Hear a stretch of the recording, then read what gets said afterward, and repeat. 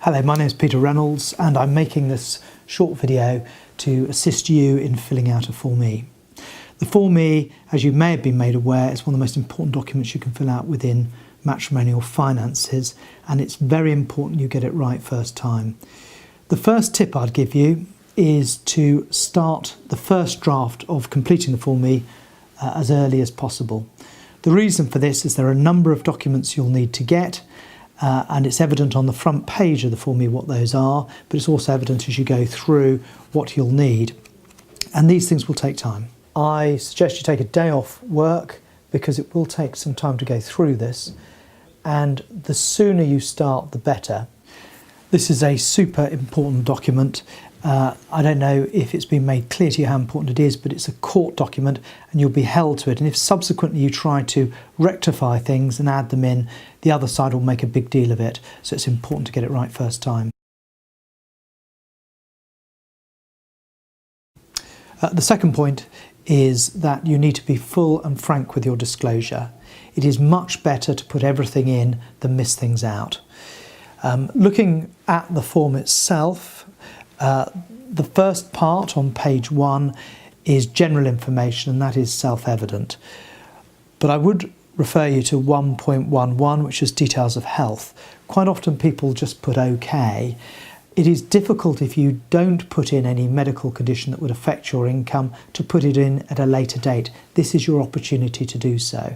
It's very important, if you're going to rely on that information, that you get it in the Form E at an early stage, as it is difficult to put it in later and it will impact on the evidence in any event. It should be something that's relevant to finances, but now is the time to put it in, and if you can put some evidence to support it, all the better. The next part I'd like to take your attention to is part 2, which appears on page 4. This is all properties in which you have an interest. It is very important that you get this right. The best valuation is of course an accurate one, but if you're hoping to retain the property, then if you're estimating a number, better to err on a low number. If you are looking to get the property sold or a share of the property, better to estimate a higher number. At 2.3 of Form E, you are to list all your bank accounts and accounts you've got an interest in. Where people often make mistakes is they don't put in all their bank accounts. This would include dormant accounts or overseas accounts, even if it was a childhood account. So put it all in. The next thing I think is worth looking at is section 2.8, which is at page 8 of Form E. This refers to personal belongings individually worth more than £500. Just bear in mind that that is the resale value. If you spent £3,000 on a sofa, you wouldn't put £3,000 there, you'd put what it's worth now. It may be less than £500, so you wouldn't need to put it in at all. You'll see what the court wants you to put in there, but it includes all personal belongings worth individually over £500, but that is the resale value, not the cost value. At page 11 of the Form E, I'd bring your attention to 2.12, which is directorships. People often miss them because they have no income from a dormant company, for example, or they were a director less than 6 months ago, and it should be anything within the last 12 months. If you don't put it in, the likelihood is the other side will find out from Companies House, or your husband or wife will know about it, and that will be used against you as evidence that you haven't disclosed everything, and therefore what about everything else you've said. At 2.13 of the Form E, it requires your pension details. The first thing to remember is that you will not get those quickly. You may already have them, and the court allow pension details that are up to a year old to be put in there, but obviously the more up to date they are, the better. Turning to section 2.17 of Form E, this relates to income from investments, dividends, rental income and so forth. I cannot recall the number of times that people have put dividend income without disclosing the shares, or rental income without even disclosing the property. So you must be careful to ensure that any dividend income that is disclosed matches up with the shares.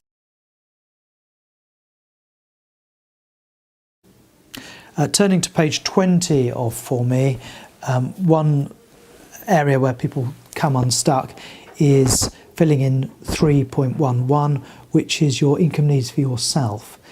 This is an important area, as often the point of dispute and cross-examination when the matter actually goes to trial or is dealt with in negotiations. It's important that you put in all your reasonable needs, and the box that's given is just too small. You'll need to attach a sheet of your reasonable outgoings. It's a question of balance though. You want to put in all your reasonable needs, not just your day-to-day living, but all of your needs. And you don't want them to be too high because you'll be criticised, or too low because then you can't seek proper provision for that. If you're the husband, who is usually the paying party, again, you don't want them to be too high as it justifies your wife's high outgoings, or too low as it will allow more available income to be spent on maintenance. Section 3.2.1, a bit like the income needs, is an important one because it's a matter of balance. This is where you state your capital needs.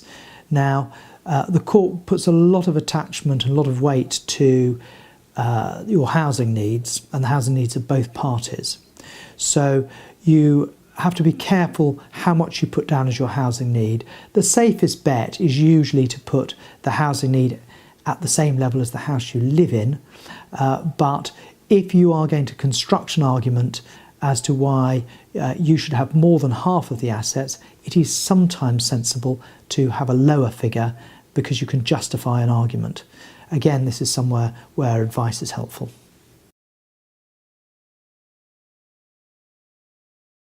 Part 4 is probably, in my view, the most important part of Form E and does require a lot of thought, and ideally you'll have proper advice on this. Up until Section 4, most of the information is just a statement of fact. Section 4 does need some thought. The reason for that is that Section 4 is in there to assist the judge in deciding what is a fair outcome of the case. And so the court must look at Section 25, subsection 2 of the Matrimonial Causes Act. So it's not should look at or could look at, they must look at it.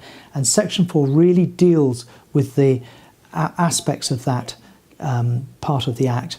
And so you do need to go through it fairly carefully, and it's an opportunity to put your best case forward. Part 4.4 relates to behaviour. A lot of people are tempted, particularly when they're acting for themselves, to fill that in and put a lot of detail. The court will only take that into account in exceptional circumstances, and it usually is only when it has a financial bearing on the case. Most often people put nothing in there, or they'll put in if so advised.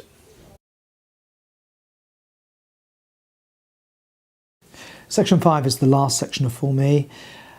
It says order sought. Most people are not going to be in a position to put in what they want, and you can put in 5.1 to be advised. And it's realistic to say that because you haven't exchanged Form Es yet with the other side. Form Es should be exchanged simultaneously, and it's important that that happens. I hope this video has been helpful to you, and I do wish you luck, but the most important thing I think is to start early. If you can afford advice, get it.